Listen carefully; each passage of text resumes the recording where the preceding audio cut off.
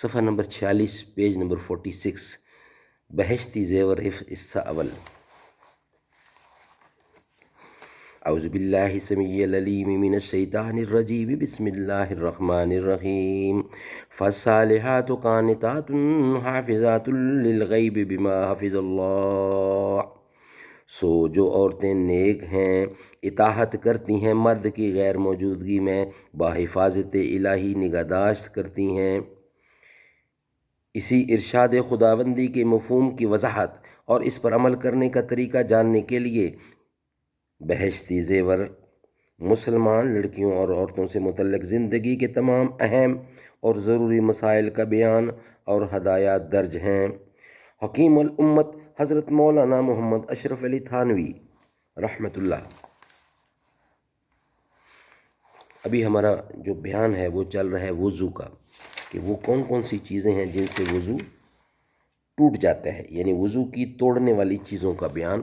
اس کے 25 مسئلے، 25 پوائنٹ، 25 نکات ہم بیان کر چکے ہیں، 26واں بیان کر رہے ہیں، صفحہ نمبر 46 پیج نمبر 46۔ جس چیز کے نکلنے سے وضو ٹوٹ جاتا ہے وہ چیز نجس ہوتی ہے، اور جس سے وضو نہیں ٹوٹتا وہ نجس بھی نہیں۔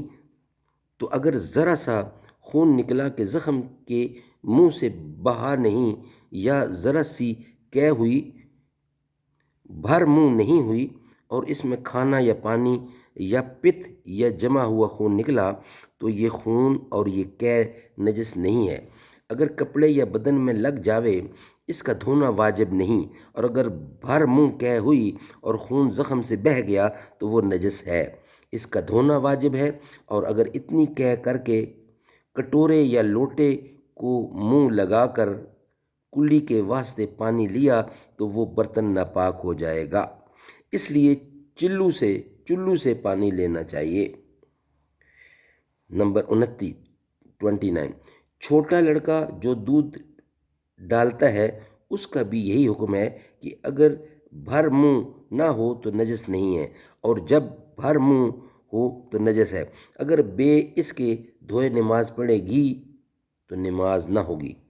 نمبر 30 اگر وضو کرنا تو یاد ہے اور اس کے بعد وضو ٹوٹنا اچھی طرح یاد نہیں کہ ٹوٹا ہے یا نہیں، تو اس کا وضو باقی سمجھا جائے گا، اس لیے نماز درست ہے لیکن وضو پھر کر لینا بہتر ہے۔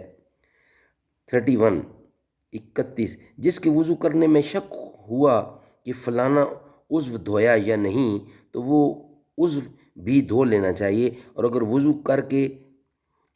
وضو کر چکنے کے بعد شک ہوا تو کچھ پرواہ نہ کرے، وضو ہو گیا۔ البتہ اگر یقین ہو جائے کہ فلاں بات رہ گئی ہے تو اس کو کر لے۔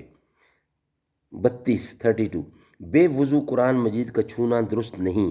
ہاں اگر ایسے کپڑے سے چھو لے جو بدن سے جدا ہو تو درست ہے، دوپٹہ یا کرتے کے دامن سے، جبکہ اس کو پہننے اوڑھ ہوئے ہو چھونا درست نہیں۔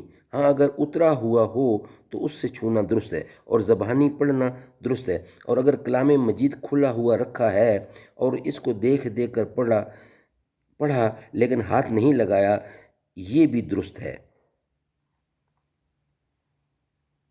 اسی طرح سے بے وضو ایسے تعویذ اور ایسی تشریح کا چھونا بھی درست نہیں جس میں قرآن کریم کی آیات لکھی ہو، خوب یاد رکھو۔